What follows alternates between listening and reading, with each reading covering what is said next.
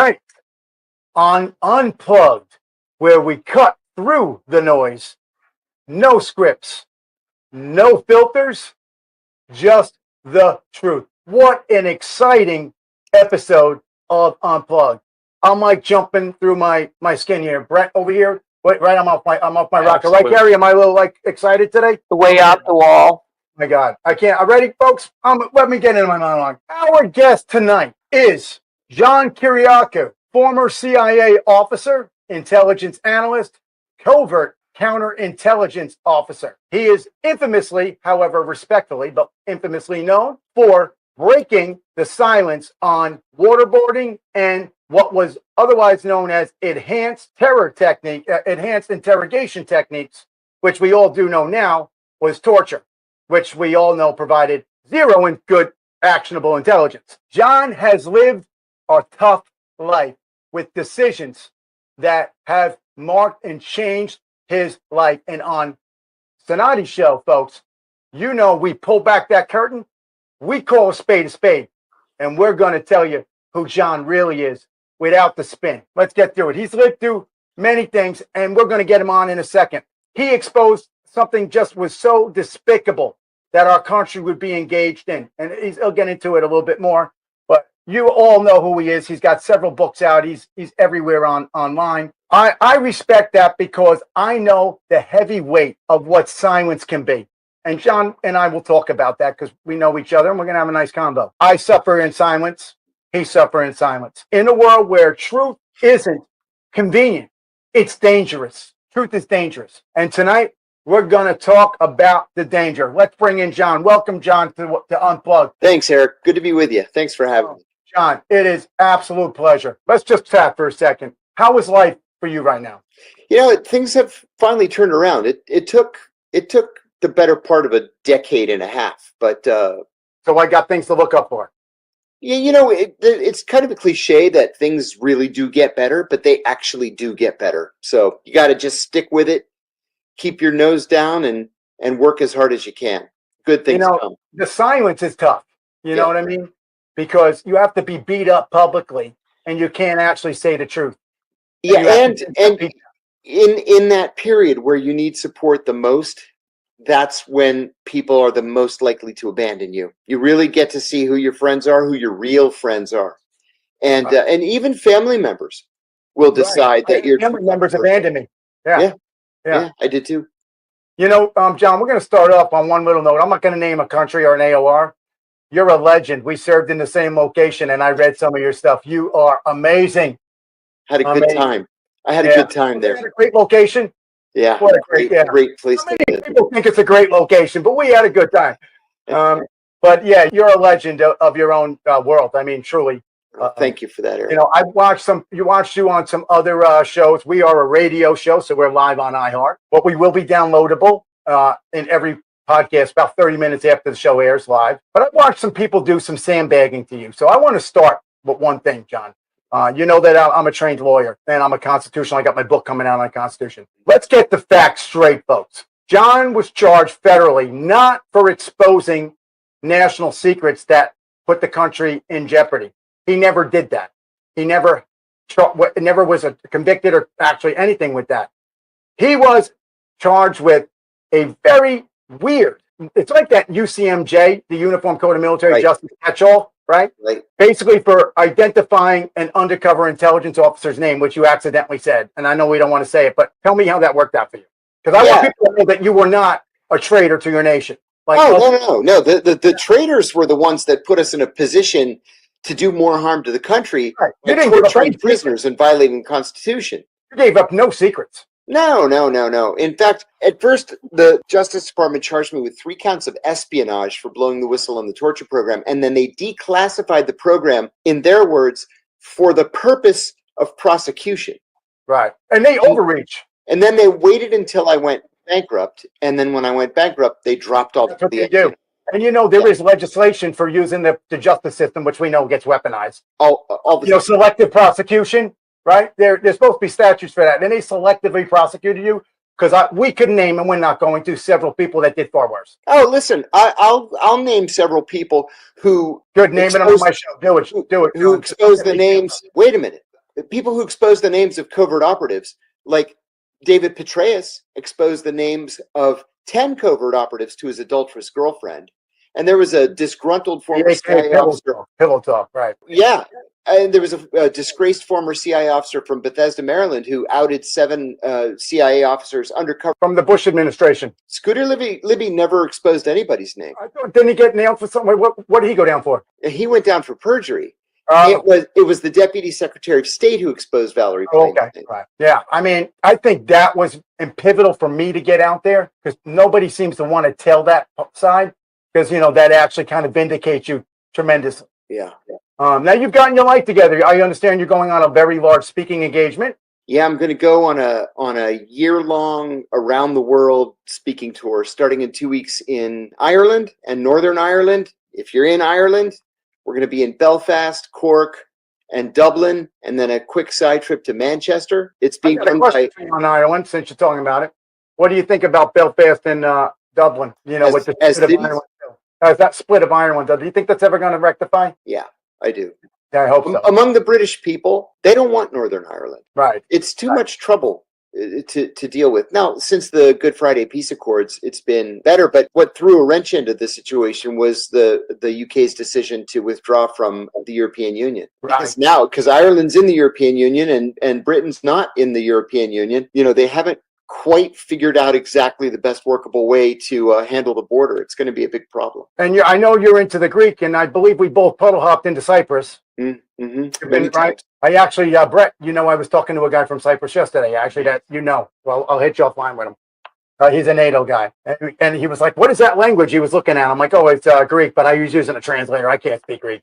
I understand, was the only person in CIA that can speak Greek and Arabic. Yeah, as crazy as it sounds, I was the only person in the entire CIA that had both Greek and Arabic. That's why they sent me to Athens. They sent me to Athens primarily to do Arab terrorism, secondarily to do Greek terrorism, but it was the Greek terrorists that kept us busy all the time. Tell us, how did your federal prison experience turn out? You know where I'm going with this. It's pretty funny.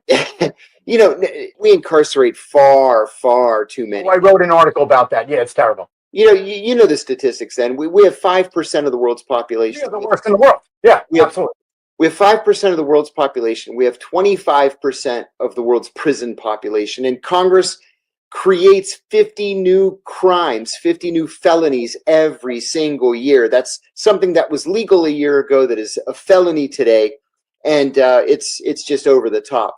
Yeah. So I wouldn't wish it on anybody, but I had as easy a time as a person could have. Tell us how it worked out for you when you got there. I got adopted by the Italians when I arrived. And really, Italians named Gambino and Lucchesi and Bonanno and Conte and Conte. Yeah. And so they took good care of me.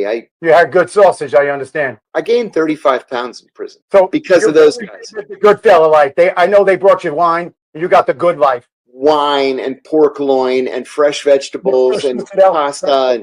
Yeah. Good. But they were trying to link you up with the Aryan Nation people. Yeah, the Aryans were the first ones to approach me. And I know that the Muslims also supported you. Yeah, it was less support than it was. Personally, I think they were afraid of you. No. My first day in prison, one of the Nation of Islam guys came up to me and very gingerly handed me a newspaper. It was the Call. It was the Nation of Islam newspaper, and he said that Reverend Farrakhan had said that I was a hero of the Muslim people and that I wouldn't have any problem with them. And so that was it. I never spoke to them again. So. Yeah. Right. So and they'll hurt you. So the Aryans were the ones that first approached me, and they demand paperwork when you first arrive. You have to show an official BOP form saying what your crime was. And mine was this obscure violation of no one ever heard of such a thing. Protection Act of 1981. And so because I wasn't gay, I wasn't a rat, and I wasn't a child molester, then I was okay with the Aryans. So how did the 5 families approach you? I lived across the hall from a captain in the Banana. Can I ask? Because obviously we both know who it is. Can you say it or no? I'd kind of like to leave him out of it because not only was he good to me, but we remain friends and we remain in touch. And I think I should leave him out.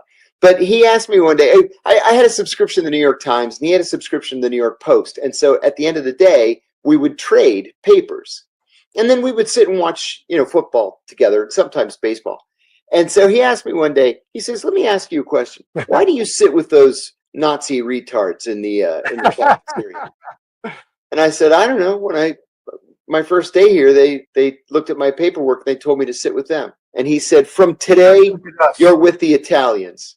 Well, you're Greek. You're close to the Romans. Yeah, very much so. And in all seriousness, you had a bodyguard service that walked everywhere you walked in the facility. It wasn't for me so much as it was for the actual boss of the Gambino. Would it be the person that I sent you a picture of him and I? Oh no, it was somebody above him. Oh, the other guy. All right, yeah, I got you.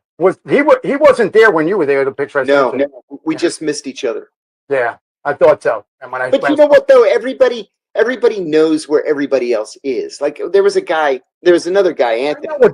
You know a guy, right? they do. They all know a guy, and they all have these networks on the outside. And so 2 weeks in advance, we knew so and so was coming, or this other guy was coming, and he's a stand-up guy, or he's a rat, or whatever. And so you know how to treat people. He's a friend of ours. Yeah, exactly. And honestly, the mafia did a Lucky Luciano work for the agency during World War II.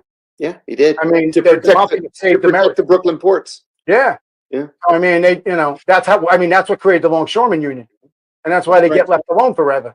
That's right. So tell me, what has been the most difficult thing that you've had to overcome because of all this nonsense? Knowing you're doing the right thing. Yeah, that's actually an easy question. Most people in prison think that when their sentence is up, they can just step back into their lives again. And you can't. You don't realize how depressed you are. You don't realize how much anxiety you have, and you certainly don't realize that you're suffering from PTSD. Yeah. And you get out and you think you could just start right back up again, and you can't. That's right. Number one. Number two, many people also underestimate the impact that the whole experience had on their families. That's hard too. Right. Maybe the hardest though is you just will not be able to get a job. Period. Right. You and I were talking offline. I got rejected at every grocery store. I got rejected at Target and McDonald's, and I got rejected as a baggage handler at the airport. I couldn't buy a job. And so, I had a couple of little bones thrown my way. I got a job at a think tank in Washington. They wanted me to write about, prison reform issues, but they paid me minimum wage. And I'm a good writer. I've published, 8 books so far. I made the New York Times bestsellers list. I won one of the country's 4 biggest literary awards. So I'm a good writer, but I was making $24,000. I think The Reluctant Spy was your best one. Thank you. That's the one. That and Doing Time Like a Spy are the 2 that I'm most proud of. I like that too, but I didn't like the prison aspect because I just felt like it was tough. Yeah, exactly. And it's funny. That's the only one of my books that I've not reread. I believe it because you probably hurt during that one. Yeah, my heart starts to race. And the next question is going to make your heart race, but it's not a sandbag question. So exposing something as powerful as CIA's interrogations program isn't an easy decision. And I truly honor and respect the fact that you did that because you saved lives. Thank you. A lot of people did not want to be there for that. I appreciate it. I remember that. I know when that went down, they weren't sure where stuff was coming from, and everybody got yanked into skiffs. For folks out there that don't know what a skiff is, would you like to tell them what a skiff is? Yeah, it's a secure communications center. It's like a vaulted area. It can be as small as a little conference room. It can be as big as the entire floor of a building. But it's got windows that can't be penetrated by laser beams. It's soundproofed. You can leave classified documents out in a skiff and not. When this came out, they didn't know where everything was coming from, John. So they were pulling everybody into skiffs, and they were making people sit there.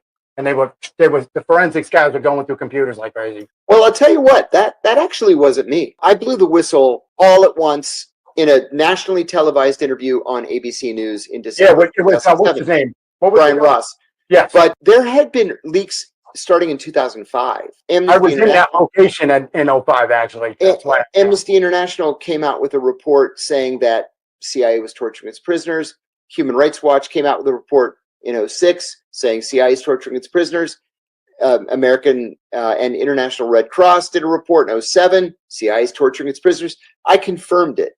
I was not the originator of the It was information. already out there, so you didn't expose anything. And that's why the Bush administration didn't charge me with a crime. They said that the information Maybe because he knew what he was doing, they shouldn't be doing either. Yeah, it's a crime to classify a crime. I mean, that's an international war crime. So when you made that call to speak out, did you feel like the system that you served for so long, and let's get real, you started off in a desk job, and you were pre 9/11, myself 9/11 too. That's what got me into the game. And you went operational as myself too. Well, I went operational in '97. So I had a couple of operational tours, all in counterterrorism operations before that, and then I had also finished the advanced counterterrorism operations course. So I was ready to go. Yes, where you took that one, or you're not allowed to say? I can't say. Yeah, they split it up into different facilities. It was all domestic though. Out west, right, with the driving and stuff. Yeah. The driving one was out west. You drove the big Ranger trucks and the expeditions, right? Exactly. Good times, right?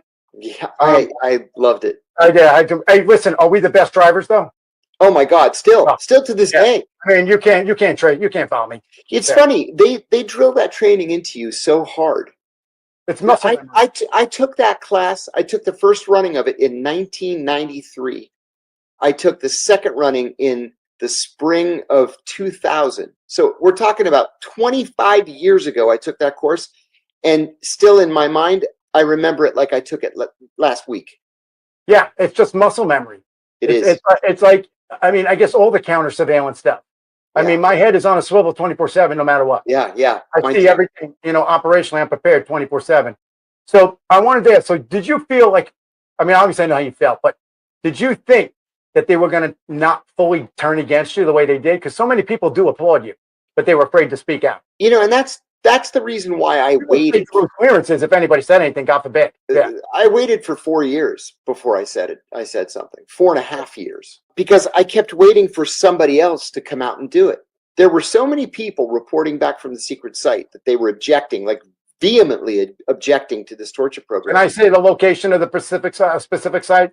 You can. I can't. All right, I won't then, because I was right close to there. So it's never been declassified, so I just call it the secret site. Okay, good. Thank you. So I just expected somebody to come forward and do something about it, and nobody did. And then they were never going to charge you. Honestly, it dragged on forever. Yeah, it dragged on forever. I mean, the Bush administration elected to not charge me. They sent my attorney a declination letter saying that they had concluded that I hadn't broken the law. And then I know Obama was talking about pardoning you.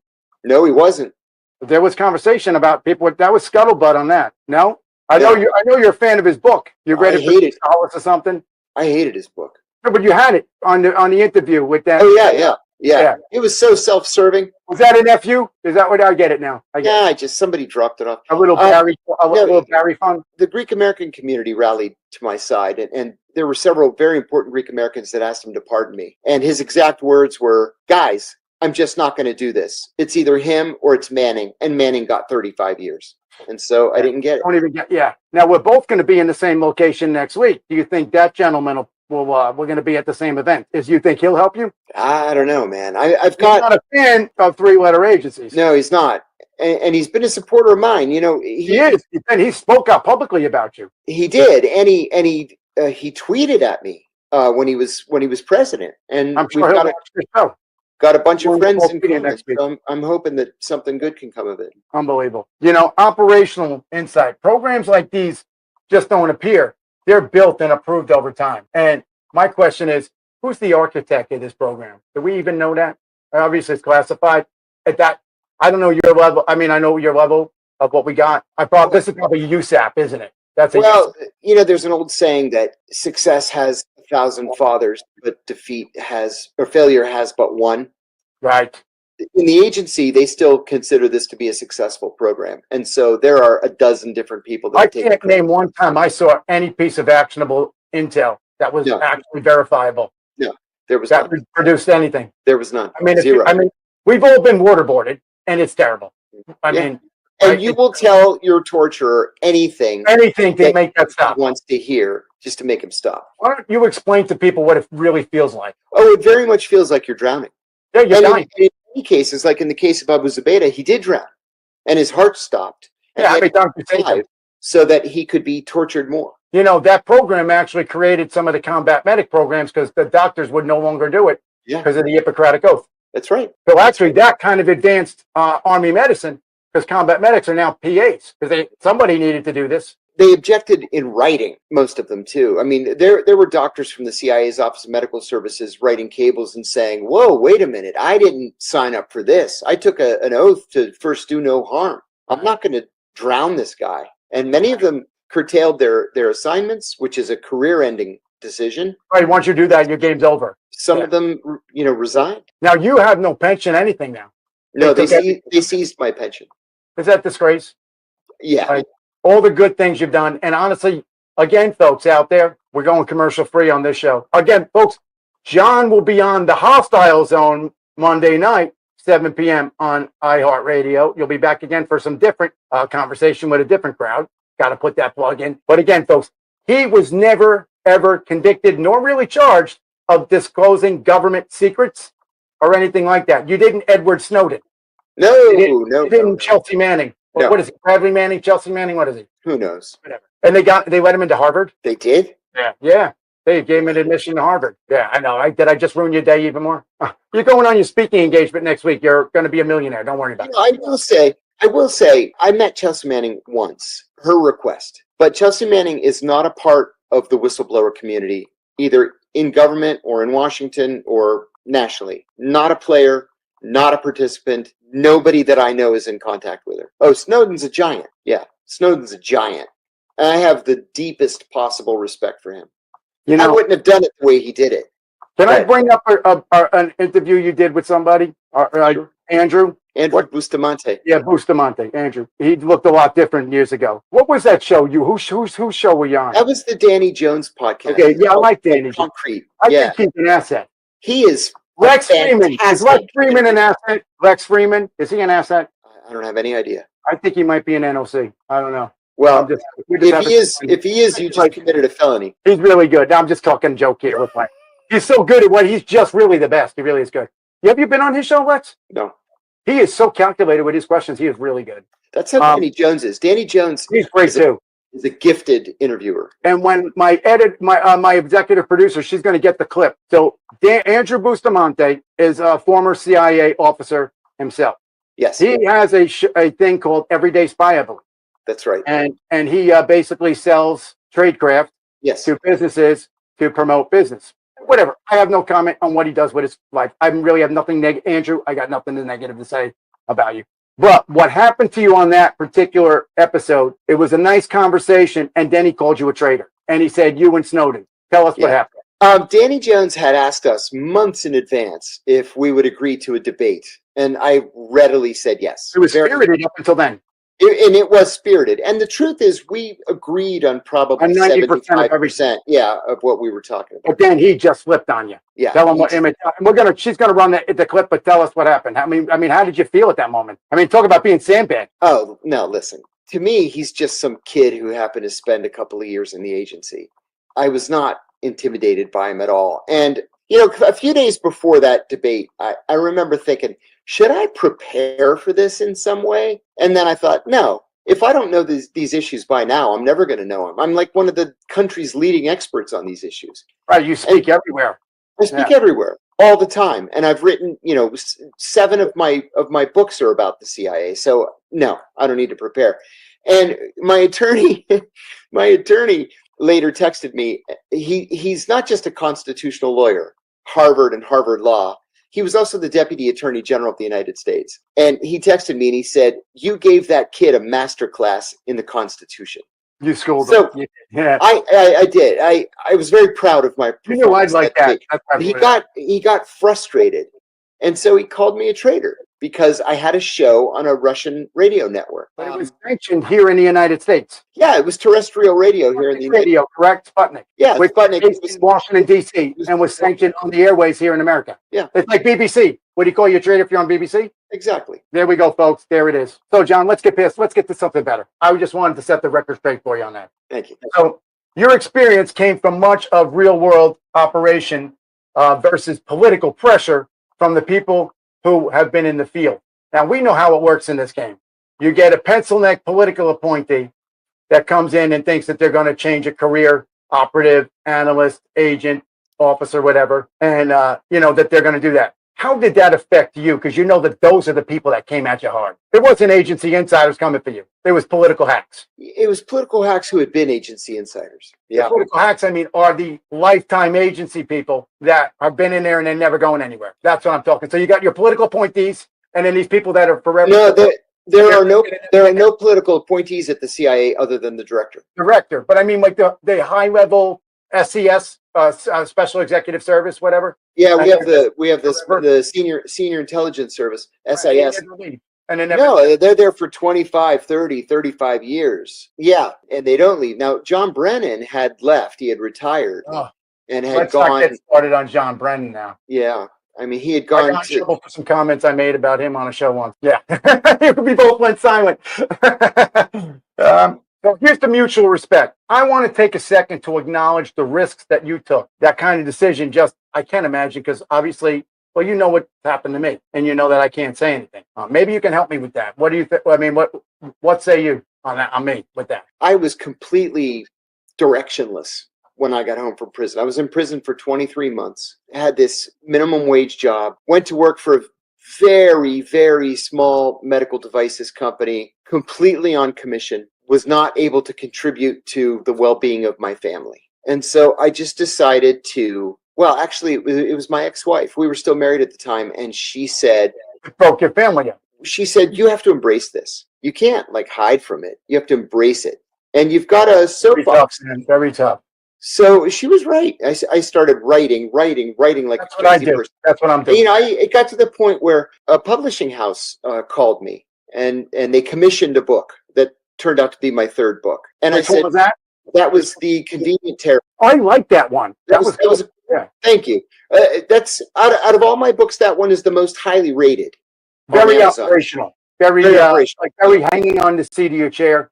Kind of thing, I tried hard to make it like that, to make it read like a novel. And we'll be sure to put plugs. Do you have at the end? Give us links to where they can get these books. Oh, thanks. They're all on Amazon. Cool. So the publishing house called me and said, "Can you write this book?" I said, "Yeah, sure. I need the money anyway." And they said, "Get clearance from the agency to write your books." If I write a letter to Home and Garden magazine, I need a clearance from the agency. How long did it take you to get a return for approval? Well, they asked me if I would write this book. I said yes, and they said, "Well, we need it in 30 days." And I said, 30 days? I said, it takes me 9 months to write a book. All right. And they said, yeah, we need it in 30 days. So I told my wife, I am going to sit at this computer every day, and I'm not going to get up until I've written at least 1,000 words. Wow. I started writing the day after Thanksgiving, and I finished the day before Christmas and got it out in 30 days. And then I thought, you know what? I'm actually pretty good at this book thing. So then they came back and they commissioned four Penguin House, right? Penguin House? No, it was my first was Random House. My second was an imprint of Simon and Schuster. This was Skyhorse. Okay. So they did my third through my seventh, and then I shopped my eighth book around, and they took it. They took the eighth book as well. So I have my best relationship with Skyhorse. They're wonderful. Wonderful. And they did Bobby Kennedy's book, and they did Melania Trump's book, and they have some big name authors, but they've done right by me. Yeah. So I just decided, you know what? The more I write, the more I'm going to get out there, and the more I get out there, the more I'm going to rehabilitate myself. And it culminated the week before COVID started. I got a call from the commandant of West Point inviting me to speak the first year class on ethics in intelligence operations. Right. You're now a champion in the game. Yeah, it worked out. And then that led to countless podcasts, and the podcast suffering in silence. That's what I'm asking. Like when you're like, you know what's going on with me. Yeah. So what I've experienced, it's tough. You can't say anything, and you got to sit there, and you got to be the dirtbag that people want to say. Is not true. That's where you're wrong. That's where you're wrong. You can say something. You can say the government's full of shit. The cops are full of shit. I didn't do what they're accusing me of doing. And if they want to have this argument, let's have it in public. Oh, you saw it. Do you think any of that was real with me? No, of course not. Thank you. Heard it right from a real professional here. There you go. I mean, it's terrible. They did it, and you see who wrote some of that stuff, and you see Yeah. their narrative of who they are. Well, there was a hatchet job by NPR, and NPR tried a hatchet job on me too. And it's funny. So they did asked you me, the same as they did me. So well, they tried, and I wouldn't stand for it. So they called me and they said, "Hey, we'd like to have you on whatever that show is on Saturday mornings. I forget, whatever it is."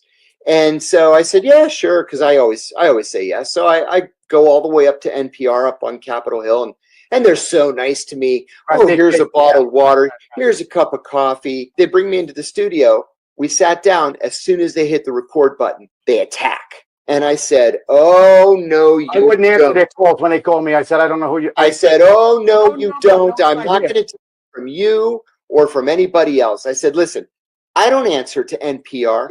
I said, if you're gonna invite me to come on and have a conversation, I'll come on and have a conversation. They would, but if you're gonna invite me on just to attack me, I'm not gonna play games like that with you.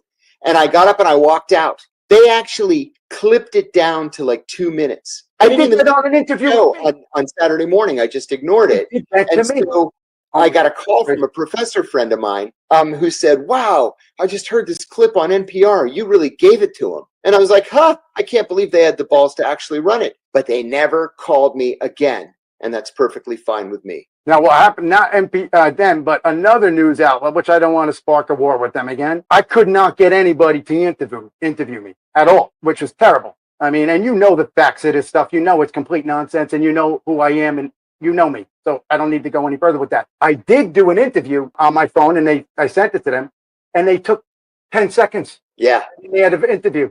They're quite good at that. They are quite good at that. Because it ran their narrative. But that sheriff is out of office. Yeah. Bye-bye. Bye-bye, John. That's good. Well, I'll tell you a funny story. I got a call one time. This is in like 20, I'm going to say 17 or 18. I got a call from the Washington Post. And I've written for the Post a couple of times. It's not unusual for them to call me. But the guy calls, the reporter, and he said, "Hey, I was wondering if I could get a quote from you on Peter Strzok." You remember Peter Strzok was the FBI agent who had, texted his adulterous girlfriend about Trump. Yeah, the craziness. So, it never happened, but it was right there. Right. So I said, "Well, I'm happy to talk to you guys, but I don't know any more about Peter Strzok than what I've read in the Washington Post." And he says, "No, Peter Strzok is the FBI agent who arrested you." And I said, "That was Peter Strzok?" He was new.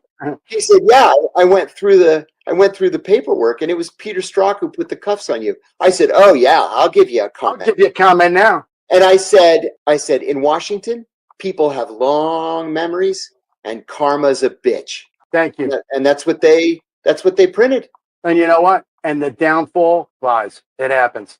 And they escorted him out of FBI headquarters. They took his gun and his badge and took him by the arms and escorted him out of FBI headquarters, just as he deserved. Absolutely. But did he get charged, really? No. And you know what? As the son of a gun raised over $120,000 on GoFundMe to pay his legal bills too, which really made me mad. And he donated to the Biden administration too, I thought. I think he probably did, because he never ended up going to trial. He was looking for a pardon, yeah. So did you watch any of the hearings on the Hill? Yeah. Did you see Pete handled himself well? He did. Out of all the we're talking about Pete, he's the incoming Secretary of Defense. Pete Seth, formerly of Fox News. Listen, for me personally, I think he's a terrible choice because he's not qualified. I think that's what Trump wants, though. He wants a man of the soul. You don't put somebody with no qualifications in charge of a $1 trillion company with 3 million employees. Like, what are you thinking? He handled himself like a pro today, though.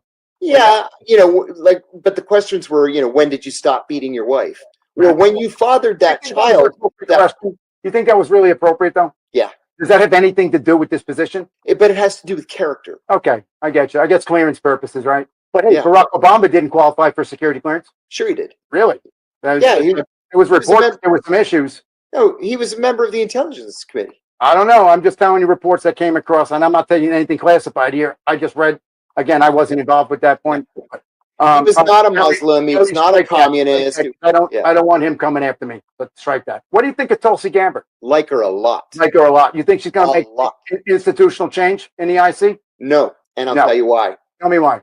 There are 18 intelligence agencies that make up the American. Did you watch my episode on that? No. I did a whole episode identifying each one. Well, there are only two members of the intelligence community that do not fall under the jurisdiction of the Secretary of Defense: CIA and the State Department's Bureau of Intelligence and Research. Right. And so the only thing that Tulsi Gabbard's going to be in charge of is the intelligence community budget, which is important, Right. but not important. And the DIA day-to-day have public. major influence on the DIA No, and the NRO. No, no. Those are both DOD agencies. oh, she Almost- is very connected with DOD. No. Right? We're going to have a secretary. Is she still in the Guard? Or is Yeah. that- She right? is. Is She's she gonna have to resign from that now? No. Interesting. No. How that works. Right. Yeah, Lindsey Graham is still an Air Force member of the Judge Advocate General. I did not know that. Wow, I need to get him on the show. That'd be an interesting, interesting interview. So she has primacy over the intelligence community budget, and she also heads the PDB, the President's Daily Brief. That's it. Right. The Matrix. Right. It's John Ratcliffe that is going to be Right. powerhouse. Yeah, the main player. Right. What do you think of Mike Flynn? He needs a pardon. I personally would pardon Mike Flynn. I don't think Mike Flynn should have ever been charged with a Yeah, crime. he was another one set up. Yeah, I think he was set up. Now, I also think he should have been charged with not registering under FARA. He was Right. clearly Explain and that to the obviously Explain that to the an listeners agent and of. viewers. John, explain Farrah to the listeners. If you are taking money from a foreign government for the purpose of promoting the positions or policies of that government, you have to fill out a form called the Foreign Agents Registration Act form, FARA. It takes 10 minutes. You go to FARA.gov and you just fill it out. I mean, he That's wasn't it. doing anything illegal. He just needed to file it.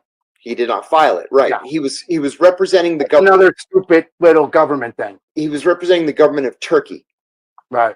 and never registered. And then there was famously reported in the Wall Street Journal about a week before Donald Trump became president. There was a meeting in a New York hotel where Flynn was meeting with members of the Turkish National Intelligence Organization, the TINIO, and former CIA director Jim Woolsey went to the meeting. Whatever happened to that guy? He was 5 minutes late, and when he walked in, Flynn was offering the Turks. He was offering to kidnap Fethullah Gulen, a Turkish oppositionist who lived outside of Pittsburgh, and turn him over to the Turks. And Woolsey said, "Oh my God, you're committing a felony." Is that the guy that has the perimeter around his property? Yeah, And and so Woolsey walked out of the meeting and then immediately called the FBI. This is over that uprising that occurred in Turkey, where they Yeah. took the tanks and everything. I remember. Right. Yeah. Yeah, so Flynn should have been charged with that felony. He wasn't. He was charged for a felony that he actually didn't commit and got a pardon. He's a good guy, though, honestly. I think he's a religious nut, to tell you the truth. Yeah. Oh, we're going to agree to disagree. I like Mike. What's your take on Pompeo? Oh, Pompeo's a scumbag. I was waiting for it. You know, I have a friend who was one of Pompeo's bodyguards in the CIA's Office of Security, and we had lunch one day, and I said, "So how are things going over there?" And he said, "Let me tell you, the only person who is less popular than Mike Pompeo is Mrs. Mike Pompeo." That's a good He said- comment. He said, "All she does is snap her fingers and say, No, you she was walk the everything. dog, you Everything. go pick Yeah. up my dry cleaning, you shovel the snow." And they're like, She probably had a "We don't work for you. TSSCI. We're here to protect your husband." So I want you to tell a funny story, and Kerry's going to have to bleep it out because we're radio. Oh, that's There's right. a guy that made a comment to you about a genitalia. Tell that story. I love it. About genitalia. Remember, he said, "I have a bigger than you." Oh, that was when I got That's a great story. hired Classic. to the agency. No, it's okay for radio. Okay. I mean, Go for it, the brother. truth of the story is okay for radio. I was in grad school at George Washington Tell them University. how that works, because people don't understand how NOC positions work. So I Oh want no, you- no, I was not a knock officer. No, I mean this guy was. No, the he professor. wasn't. Or this wasn't a professor saying I'm not really a professor. Yeah, he So wasn't. yeah, explain that too to the people. Where do you want me to start? Both stories. I'm trying to get it all in time frame. So I was in grad school at George Washington University. I was taking this class called The Psychology of Leadership. It was taught by Dr. Gerald Post, who was a psychiatrist, an eminent psychiatrist. He had a PhD in political science, a PhD in psychology, and an MD, all from Yale. And Skull and Bones guy. pardon me? Skull and Bones guy. Oh, I have no idea. I doubt it. He was Jewish. Ah, not gonna happen. Okay. Yeah. So he assigned us this paper where we had to shadow our bosses for a week and then write a psychological evaluation of our bosses. And I was working for a union at the time, the United Food and Commercial Workers Union. And I was working for this guy who was a real tough guy, like old school union organizer. He had had his back broken during a strike. Scabs beat him up and broke his back. Real tough guy. And I was a little bit afraid of him. So I'm shadowing him this one week, and we got into an argument, and I called him a racist.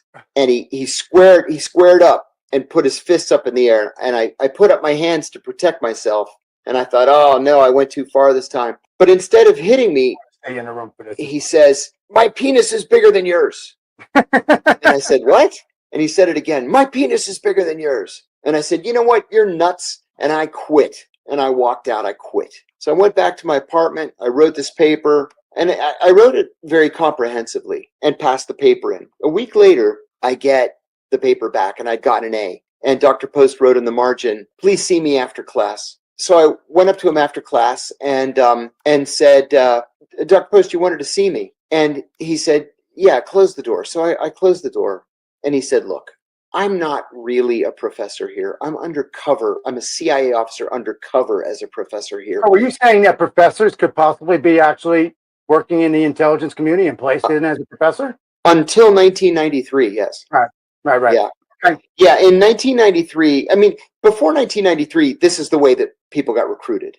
Right. This is the way that most operations officers were recruited. That's why everybody was white, everybody was male, everybody went to a great school on the East Coast. You know, that's just the way it was. And then in 1993, Congress passed the Equal Employment Opportunity Act. Ooh, DEI. We'll talk about that in a minute. And yeah, I mean, it inadvertently weakened the agency, to tell you the truth. But yeah, he made some calls. I mean, I had to do it all on my own. I had to take the tests, pass the tests, polygraphs, background investigation. You have to give them some of your blood, some of your piss, some of your hair, psychological testing. Did they shave your leg for hair, or did they take it from your head? No, they plucked it because they need the root. They plucked it from your head. And then I made it. And but they don't do that anymore. Now they do it overtly. It's something similar, but it's overt, where they created this program. Like a forward-facing job is what I was trying to articulate. Say that again. So people have positions that are a forward-facing position, but they're really doing something else. Exactly. And that's kind of, you know where I'm going with this, John. Yeah, so what they do now, they have this program called the Scholar in Residence program. So if you're 2 or 3 years before retirement, they'll ask you if you want to go back to your alma mater as a CIA officer who's going to teach a couple of classes. And then while you're there, you essentially do the same kind of spotting. You just don't do it secretly. You do it overtly. Now, since you kind of touched on that, can you explain a little bit what a unrecognized, like an NOC sort of is? Yeah, a NOC officer. NOC stands for national. I'm sorry, it stands for non-official cover. So Amaryllis Fox Kennedy, who was Bobby Kennedy's daughter-in-law and was his campaign manager. She's now rumored to be the next deputy national security advisor. I did hear that. Yeah, she was a NOC officer. So where I was under official cover working in American embassies around the world, and most CIA officers are under official cover. It's only like 10% are NOCs. Yeah, less than that. It's more like 6.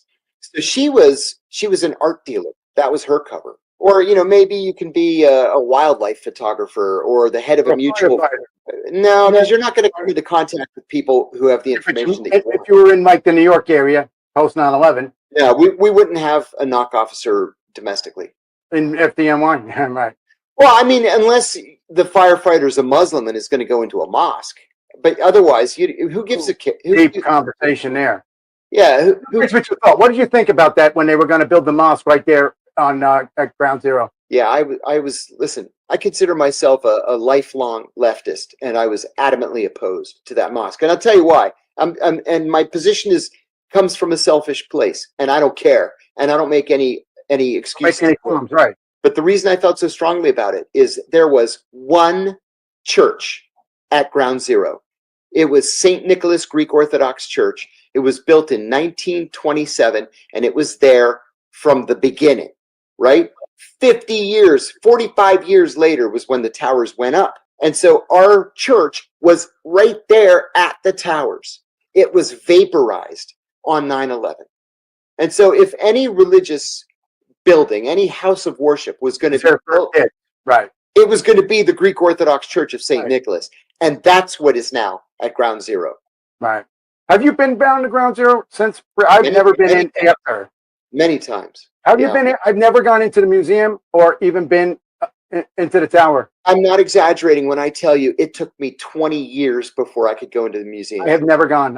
I've never done it. It was too painful. Yeah, it was too much. I finally went through it a year ago. And you were at the Pentagon at the time. You were in Central. You were in headquarters. I was at CIA headquarters. Yeah. I understand you and your wife watched the burning from the house, and you're like, I got to go back to work. Yeah. We went to the roof of the apartment building, watched the Pentagon burn. Stole from the Marriott. Yeah, we did. We stole $10,000-$15,000 worth of food from the Marriott. The Marriott ran the cafeteria at the CIA, and when everybody evacuated on 9/11, not accusing your felony here. They chained it closed, and so a bunch of us at the counterterrorism center, we broke the lock and the chain, and we just cooked all the food and just laid it out for everybody to graze on, because we were there for days, like without leaving. I slept under my desk, an hour or two at a time. Everybody did. And so I got another good question for you that you never get asked, and we talked about it before. You were involved with the movie Zero Dark 30. No, not Zero Dark 30. Dan Ellsberg called me when Zero Dark 30 came out, and he said, you've got to do a review of this movie for the Washington Post, because you're the only person who could do it from a position of having been on the inside. And so I went to the movie. I was going to skip it. I went to see it, and I hated it because it perpetuated the lie that torture led to the location of it was actually a doctor that we ended up screwing over. Yeah, it was. Who's still in prison. He's still in prison in Pakistan. But I did consult on the Kite Runner. I consulted on Bruno. I consulted on Kill the Messenger, which is about the CIA and cocaine and I think you're also with was it something of Spies with DiCaprio? No, I did True Lies. Schwarzenegger. I knew it was something. I couldn't remember. I also did From Paris with Love with John Travolta, and they were kind to me. They even put a special thanks at the end of the movie. Right. That's awesome. That's all. Nice. I mean, Hollywood is deeply in bed with the agencies. Deeply. I mean, I tell people all the time, look at the movie Argo. Yeah. Although that stuck as close to the truth as you. That is legit. That was a legit movie. The CIA's Office of Public Affairs has a branch that's dedicated solely to liaising with Hollywood studios. Right. And that's something that the FBI did, for 60 years before the CIA ever got involved. Good PR. Yeah. Mm-hmm. Yeah. Exactly. Hollywood loves it. They get all the access, the insider stuff. They get equipment, and we get to promote our image. Yeah, that's right. So we're coming up to a hard close, but you're going to be back on the other show. Let me see. I had a whole bunch of things I want to say. Is there anything you want to ask me, John? I mean, we haven't chatted. Let's have it. Let's do the last 4 minutes. Let's have a convo. Hey, Brett, Brett here over here. Brett is dying. Ask. You want to ask? Sure. He's like a huge fan of yours, Brett. Sure. Thank you. And he's going to be a host of a new public safety show on iHeart. Very good. Brett Pierce. So get it. Here's your chance, buddy. Yeah, Eric's kind of selling me out, which is one of those good things, especially when it comes from a good brand and a good name. Yep. First of all, John, war hero. A lot of us here throughout the nation love some of the work. John was Brett. He was a contractor with the military. Thank you, sir. It was one of those things. Great opportunity. Loved it. Loved what we did. But I just want to know personally, how are you doing now? Oh, thank God. This is going to be a life-changing year for me. Personally, it's taken me 10 years to get back on my feet. 10 don't tell me that. That's a scary move for me to think. It's hard. I won't sugarcoat it. My marriage broke up, and so I've gone it alone. So it was hard, but it really does turn around. You just have to work until you can't work anymore. I barely sleep. All I do is write. And in the end, it paid off. So this is going to be, knock on wood, if I could find some wood. I'll knock on wood for you. This is going to be the best year I've had. Group, right? What's it called? Yeah, it's called Tigers Lane Studios. It's based in London. They also represented the two DEA agents who killed Pablo Escobar. So I'm their second speaking client.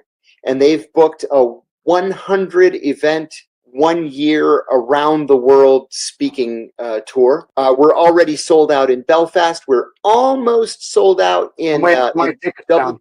down. Belfast is the 29th. Dublin is the 30th, and Manchester, England is the 1st. We're adding Cork, and then I'm going to come back here for a few weeks, and then go back to the UK for 42 dates in the UK. Wow. So if you go to tigersLanestudios.com, the schedule's there, and We'll put that up for you. And thank you. Thank you. Brett, how'd you feel your first moment on the air? See, I told you you could do it. He was stressing it all day. Please don't make me do this. Yeah, I'm not gonna lie. What's the name of your show? Nervous. Put a plug for your show. Public Safety Unplugged. Public Safety Zone Unplugged. Yes. Going with the Great. brand. Going with the brand. I love that he reminds me of the Zone. It's one of those things. Well, you are on my network. Yes, yes, yes. And we have some of your friends, John, coming on too. So we're going to be, I'm looking forward to it. John was kind enough to introduce us to several talent. Great. So, John, what would you like to chat with me for 2 minutes about? Well, rather than ask you questions, I want to reiterate what I said earlier. It's been my experience, man, that this is not the way my life was supposed to play out. Right. Right? Yeah. I was always the good kid. I got great grades. I went to good school, got a bachelor's degree, got a master's degree, did my PhD coursework, great schools, and went to the CIA, did really cool stuff, 12 Exceptional Performance Awards, the Sustained Superior Performance Award. I met with presidents and kings and prime ministers. I went to 72 countries for my government. I wasn't supposed to end up in prison and on the unemployment line, but these things happen for a purpose. I've really come to believe that they happen for a purpose. And now that it's all said and done, I realize, and it wasn't a period of self-realization. It was John McCain who told me that this is why I was put on the earth, that the American people would never have had any idea what the government was doing in their name if I hadn't told them. So even though it seems like life may have taken a dump right on your head, there's a silver lining here. And that silver lining may be as simple and as obvious as putting a fire under your feet to get on the air and talk about these issues that other people are ignoring. So keep the faith. Because the fake news is killing me, Yeah, exactly. And so we have to confront that head on. And that's why the hostile zone was created, and we're moving forward. But I find, to my bots and trolls, the same news story that has fake news always pops up number 3. So I hired a major former government contractor to really spook it. And there's bots. Somebody's paying bots See, to keep it up there. But you can never trace them. They're out of China. I'm sure that that's true. And I'll tell you another thing. I had a real story. I mean, you know how atrocious it is. Oh yeah, I had a detractor on Twitter who would just like hit me every day. She's constantly just hitting me, and I just ignored her. But she's got 250,000 followers. And then she went too far one night, and I decided, you know what? I'm going to sue. I'm going to be that guy. I'm going to be that guy who's not going to need a reference to somebody for that, because nobody wants help. And I sued, and she fell apart immediately. First of all, within 48 hours, she agreed to pin a retraction for 6 months. She folded like a tweet. It was a retraction that my attorney wrote, and then she had to apologize in a tweet every day for 30 days. I love it. And then she paid my legal fees. Would you make a referral for me? Because where I'm at, they actually made threats if I brought somebody in from outside, but your guy they're not going to play with him. Nope. I would love that. I mean, you read the 48 hours. It's atrocious. Yeah. I mean, but, so John's going to be with us again on the Hostile Zone, and you'll get to meet the lovely Bianca S.E.A. Have you heard her lovely voice? You need to pay attention. She's amazing. Her rendition of National Anthem is amazing. So, John, I ultimately thank you with sincere gratitude for what you've done for our nation. I wish you the best in your speaking engagement. I seriously was serious. I want tickets. Can you hook that up? I'm sure I can. Good. I'll be in the front row cheering you on, brother. Fantastic. And I will see you Monday night, John. You have any final saying word, 2-second words? Yeah, thanks for having me. Thanks for a good conversation. Great. This will be aired Thursday night, 7 p.m. Eastern. and it will be on all the stations, and it'll be in every podcast 30 minutes after it airs. We will talk to you off air. Stay on for a second. Oh, say, can you see by the dawn's early light what so proudly we had at the twilight's last gleaming, whose broad stripes and bright stars through the perilous fight o'er the ramparts we watched were so gallantly streaming, and the rocket's red glare, the bombs bursting in air, get through the night, that our flag was still there. And she's not going anywhere. Oh, say does that star-spangled banner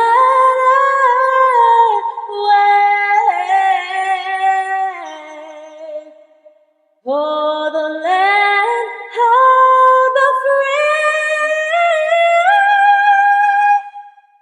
and the home of the